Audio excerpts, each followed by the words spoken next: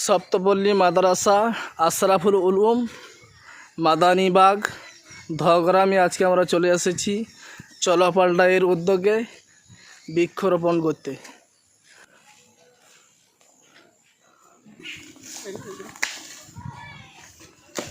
ধগ্রাম মাদ্রাসা, সেই মাদ্রাসায় আমরা চলপাল্টাই উদ্যোগে কিছু বৃক্ষরোপণ করতে চলে এসেছি। এখানে বেশ কয়েকটা আমাদের চারা গাছ লাগানো হলো, প্রায় 200 পিস, আর কিছু ফলের এবং ফুলের মিলে আরও কিছু গাছ আমরা লাগিয়ে দিচ্ছি। মৌলানা সাহেবকে সাথে করে নিয়ে আসুন এবং এই আমাদের মাদ্রাসার ছোটো ছোটো ভাইদেরকে সবাই চলে এসো।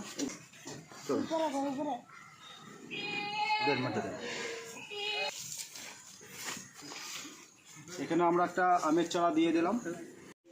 এখানে একটা কৃষ্ণচূড়া গাছ লাগাচ্ছি, আমার খুব প্রিয় গাছ কৃষ্ণচূড়া। যেখানে আমি যাই একটা কৃষ্ণচূড়া তো লাগাই, তো এখানেও একটা কৃষ্ণচূড়া একটা রাধাচূড়া পাশাপাশি লাগিয়ে দেব এই ছোটো ছোটো ভাইদেরকে নিয়ে। মাদ্রাসার ধগ্রাম মাদানীবাগ, এই জায়গা খুবই সুন্দর, খুব ভালো লেগেছে আমার, ফাঁকা জায়গা। সেই জায়গায় গেটের পাশেই আমি একটা কৃষ্ণচূড়া গাছ লাগিয়ে দিচ্ছি মৌলানা সাহেবকে নিয়ে এবং এই মাদ্রাসার ছোটো ছোটো বাচ্চাদেরকে নিয়ে। আসসালামু আলাইকুম। সপ্তপল্লী মাদ্রাসা আশরাফুল উলুম মাদানীবাগ, আজকে মাদানীবাগ মাদ্রাসায় বৃক্ষরোপণ হচ্ছে। তাই মাদ্রাসার কমিটি, শিক্ষক, ছাত্রদের উদ্যোগে আজকে আমরা বৃক্ষরোপণ চলছে। তা আমাদের এই বৃক্ষরোপণে সহযোগিতা করার জন্য চলাপাল্টা চ্যানেলে রমজান ভাই এসেছেন, তিনি আমাদেরকে সাহায্য করেছেন। আমরা সেই বৃক্ষ লাগিয়েছি, এখনও লাগাচ্ছি। আমরা জানি যে এখন পরিবেশ যে দূষণ হচ্ছে, এর জন্য বৃক্ষ সবুজ প্রয়োজন রয়েছে। তা আমরা সেই বৃক্ষ নিজেও লাগিয়েছি।